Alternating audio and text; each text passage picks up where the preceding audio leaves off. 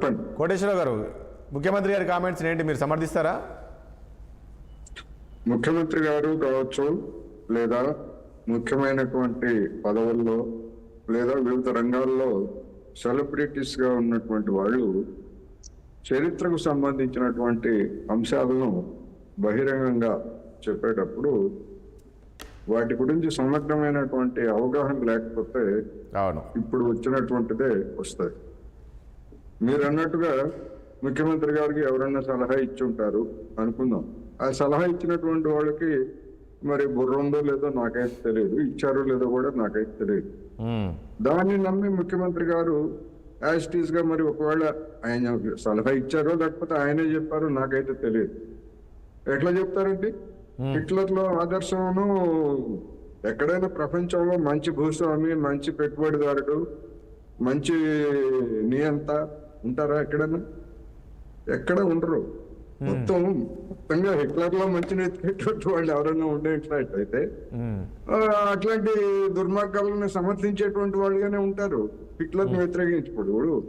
ఇప్పుడు మనం జాతిపిత మహాత్మా గాంధీని చంపినటువంటి గాడ్సే ఎందుకు చంపాడు అని చెప్పేసి సోషల్ మీడియాలో లేదా ఇతరత్ర కొన్ని శక్తులు ఏ విధంగా ప్రచారం చేస్తున్నాయో మనం చూస్తున్నాం. అంటే పరమ దుర్మార్గుల్ని కూడా తమ అవసరాలకు అనుగుణంగా చెప్పుకునేటువంటి వాళ్ళు ఒకవైపు ఉన్నప్పుడు, చరిత్ర చెత్తబుట్టలో ప్రపంచం చివరికి ఆ జర్మనీలో హిట్లర్ అని పేరు తెలవడానికి కూడా జర్మన్లో వాళ్ళ అంగీకరించాడు. వాడ కుక్క అన్నట్టుగా మాట్లాడతారు.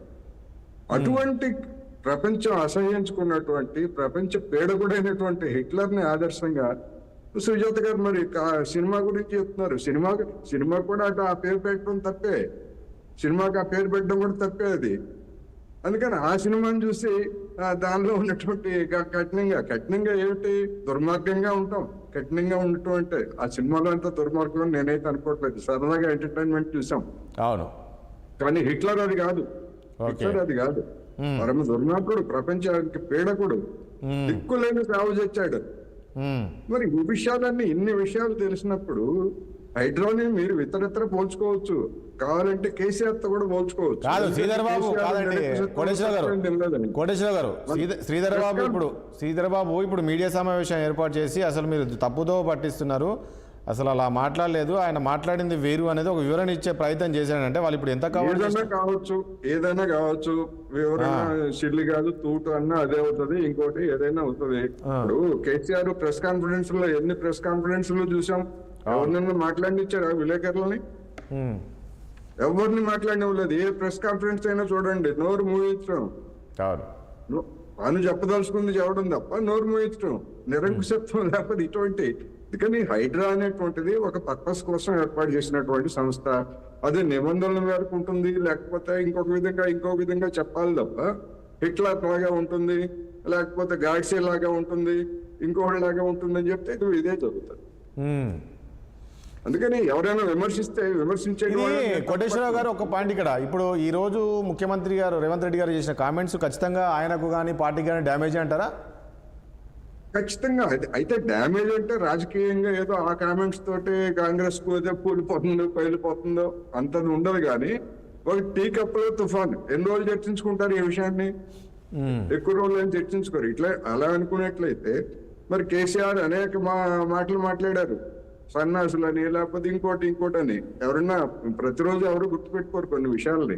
ఇది కూడా అంతే, ఒక టీ కప్ లో తుఫాను. ముఖ్యమంత్రి స్థాయిలో ఉన్నటువంటి వ్యక్తి నుంచి, లేదా నేను ముందే చెప్పినట్టుగా సెలబ్రిటీస్ గా ఉన్నటువంటి వాళ్ళు అనాలోచితమైనటువంటి కామెంట్స్ చేస్తే విమర్శల్ని ఎదుర్కోవాల్సి వస్తుంది. హుందాగా ఆయనే చెప్పొచ్చు, నేను వేరే ఉద్దేశంతో అన్నాను, ఇంకోటి దాన్ని మరీ చెలవలు చేస్తున్నానని చెప్పొచ్చు. మధ్యలో శ్రీధర్ బాబు గారు ఎందుకు? అవసరం లేదు, ఉందాక చెప్పొచ్చు. లేదు ఈ విమర్శలు వచ్చినాయి, నేను వాటిని విత్డ్రా చేసుకుంటున్నానని చెప్తే విత్డ్రా కాదండి.